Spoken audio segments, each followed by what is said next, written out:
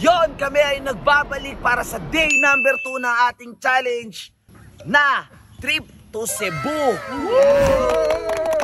So mamaya sasabihin na natin sa day number 1 kung sino ang nanalo dito. Pero ngayon, ang challenge natin is tanong ko, sagot mo. Yan. Yan. So ang magiging kalahok natin, kung sa tingin nyo sa round na to, dapat di kayo bias. Kung ang mananalo si Jello, pusuan nyo. At kung sa tingin nyo naman, ang mananalo ay ang team B-Boy, ihahan nyo. Okay. At kung sa tingin naman, ang team Joshua mananalo, i-like nyo. Kay Joshua. Kaya sa round na to, ang unang babanat, Joshua.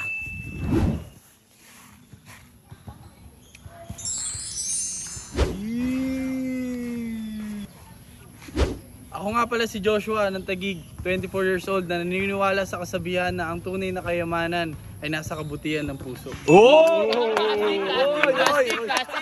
ng plastic. Okay, plastic daw sabi ni Chief. Pero ito ang tanong. Tara dito. Owa, halika. Owa. Yan. So, Joshua aka Owa, ayun daw ang kanyang nickname. Ito na, Owa, ang una kong tanong. Isang tanong, isang sagot kung mayroon kang 24 hours. Nakasama si Colleen Angela. Anong gagawin mo or saan kayo pupunta? Yan! Ang gagawin ko, Sob, ay since 7,000 lang ang sinasahod ko, yung pagkakasyahin ko yung pang-date namin at maglalabas kami. So, kumbaga susulitin namin yung araw na yun, magdi-date kami. Gagawa ko ng paraan kasi hindi naman importante yung mahalagang bagay o ano man. Basta totoo ka at nanggaling sa puso mo yung ginagawa mo. Okay. Hindi kayo tatakbo. Pwede rin tumakbo. Okay. Yun ang sagot ni Joshua. Kung nagustuhan nyo, i-like nyo yan. Yan. At para naman sa kalahok number 2, tawagin na natin si Mr. Jello.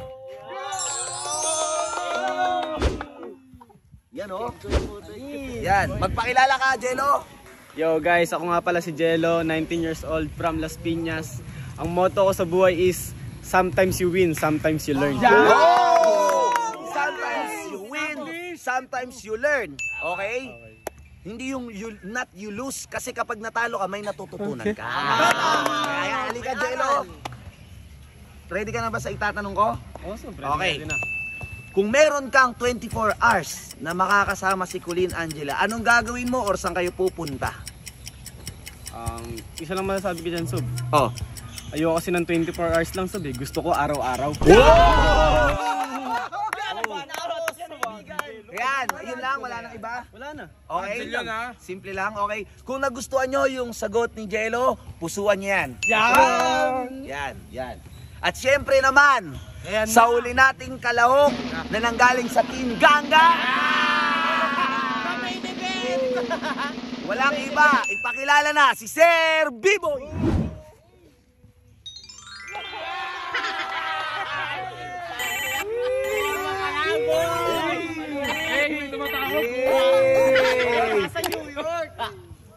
Sir B-Boy nga pala, number 22, nagmamahal ng totoo.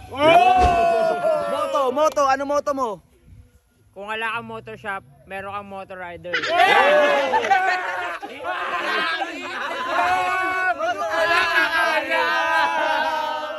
Naglilalaman ang puso ko. Okay, makulit talaga itong mga ganggang. Okay, dito lapit. Halika, Sir B-Boy. Cool na cool ka, Sir B-Boy ah. Okay, Sir B-Boy, magandang forma. Okay, astigan at gwapong-gwapo. Sir B-Boy, kung meron kang 24 hours na makakasama si Colleen Angela, anong gagawin mo? Anong gagawin nyo or saan mo siya dadalhin? Siyempre, Sob, sa umaga, pagluluto ko siya ng almusal niya. Pagdating ng tanghali, bibili ko lahat ng mga gusto niya. Pagdating ng hapon, upo kami dito sa Ganggang Playground. Antay namin lumubog yung araw ng magkasama. So yun lang ang detalyado, umaga, tanghali, gabi. So yun lang yung mga gagawin ninyo. Siyempre, Sob. Okay? kung sa tingin ninyo, nanalo ang representative ng Ganggang, na si Sir B-Boy, tawanan nyo yan. Yan. So, ang pangalan ng grupo nila, lapit dito, lapit yung iba. Dito. Yan. Ang pangalan ng, team ano kayo? Team Jello. Team Jello.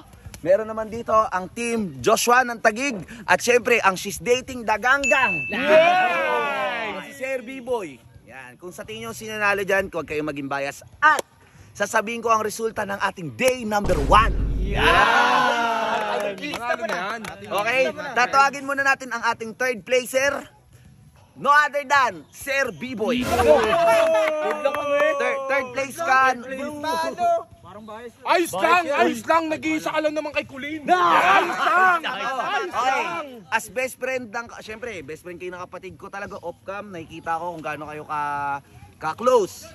Anong gusto mo sabihin sa mga fans or supporter mo na baka ikaw naman iboto sa day 2?